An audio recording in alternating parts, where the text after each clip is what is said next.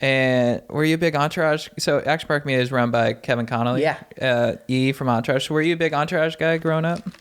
Oh yeah, Yeah. big time. That was like to the point where I mean, still till this day, I'll watch it.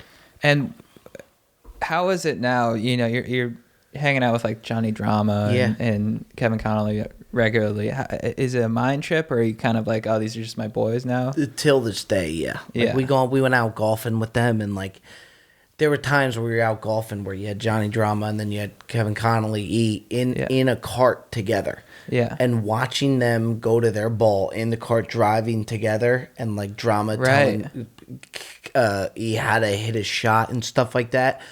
There were times throughout the rounds where I was like, dude, this is insane. I was in the car with Cole Cuts, and I kept saying to Cole Cuts, like, do you realize how insane this is? Yeah. You know what I mean? Like, it's just nuts. What's their report like? Very similar to the show, which is bizarre. Like, it's you know, they're different in some regards, but from the most part, they're very, very similar. Is it to the art show. imitating life or life imitating art? Life imitating art, I would say. They took it on. Oh, dude, for sure. We even went out with Johnny Drama, and we were golfing with the head pro of the course, and we're out on the fairway, and it's a par 5, and the head pro's trying to tell Drama to lay up, like to play the course, play it smart, play it safe, lay up. And Drama listens to him, and he takes his little iron out, and then all of a sudden you see him over the ball thinking, and he turns and he pops up and he goes, no offense, bro, but I didn't come here to lay up. And he puts his iron back into the bag, takes a big 3-wood, hits it into the water. It was like classic Johnny Drama. That's amazing. Oh, it was so great. But yeah, throughout the round, I'm pinching myself and be like, this is insane. Like, this is nuts. And they're great guys. Do you ever ask Kevin Conley about his gallivanting with the Pussy Posse? All the time. It's wild. I feel like anybody connected to Leonardo DiCaprio in some way, shape, or form, it's like just such a legendary. Like, you hear a story about Michael Jordan, instantly it's legendary. Mm-hmm. You hear a story about Leo or know anybody with a connection. They're a little larger than life. Oh, yeah, totally, to where it's insane. But yeah, all the time. And he's seen so much throughout his career that, you know, you sit in the studio with him, you hear what he says and different stories that he's had. It's fascinating. It's got to be. And David Blaine was in that crew, right? Yeah, which, you know, I've asked him, and I don't remember what he said. I always wonder how Blaine snuck into that. Right. Well, he's a magician.